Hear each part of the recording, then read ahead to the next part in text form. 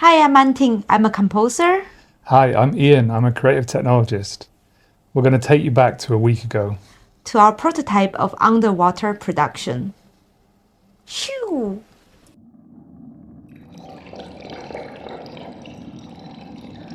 We are in the Immersive Visualization and Simulation Lab as a part of Norwich University of Arts. We are here to develop our project, Lost Communications Underwater. We explore the marine acoustic and create a 3D world with the sound which we recorded in the water. We started in Taiwan. I built these plans in Blender from an array of microphones. We have a welder weld this metal set for us. So we have 4 hydrophones which we can bring into the water. So then we can record the sound in 3 dimensions. Underwater is a very, very noisy world. When you dive or when you snorkel in a place with coral, you often hear the sound of the coral before you see it. And it's a very spatial 3D sound. The fish and coral, they have a lot of interaction with each other, but it is just really, really vibrant. And I have this material to make music. And in this project, I also explore using the spatial system to compose the music.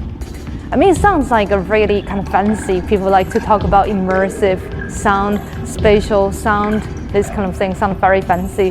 But actually, all of like the way we just hear our ear works and our normal acoustic works, it's all spatial. Just when we don't use our mics or don't use speakers, like old composers, they compose, they think violin sits here, cello sits here, and then that's kind of like the way they compose the music. But now, because in electronic music or any recorded music, we condense everything into 2 channels, which is like a stereo. So we actually downgrade the sound a lot.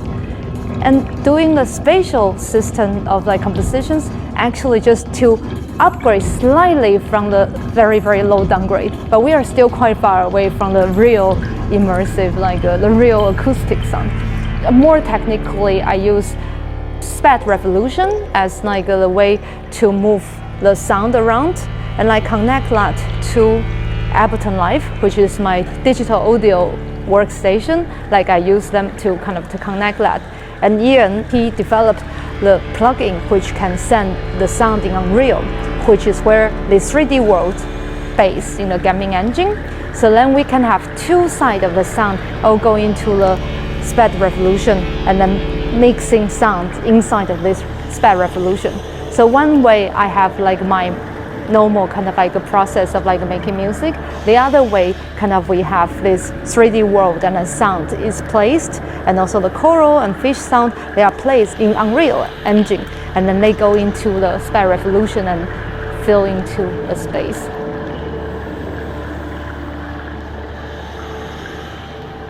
For the visuals, we've been using AI video models to take an image and to generate a video of a camera rotating around the object.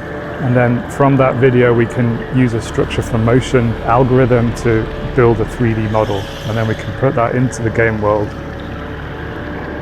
We decided to use point clouds to allow us to animate it and to bring a pointillism into the world. There's a trend at the moment of companies building generative AI systems that generate explorable 3D worlds. These systems are actually using generative AI video models underneath and stitching their worlds together from that. This works because with enough training, an AI video model learns about the structure and physics of the world and how views and angles change as we move around in space. I'm constantly on the lookout for new papers using the latest models and techniques. These papers often have code attached to them that you can run or change yourself to get cutting-edge results on your own computer. The model I'm using at the moment to generate the 3D point clouds comes from researchers in China, primarily from the Shanghai AI Lab. I took the demo code that anyone can download and adapted it to generate the kinds of assets I need to import into Unreal Engine. I've also written a plugin in Unreal that can convert the imported point cloud into a nanite mesh that makes it much more scalable and means I can show a lot more points on the screen at once than if I was using Niagara point clouds.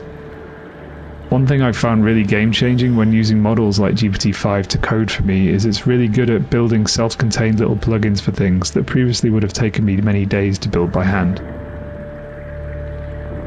The underwater project is the audiovisual live performance plus a digital world. We want to bring people together into a shared space, whether they're in the venue, whether they're watching a video of it from home, or they're playing along with us. So then the performers and the in-person audience and the digital audience, we can all meet each other in this underwater world.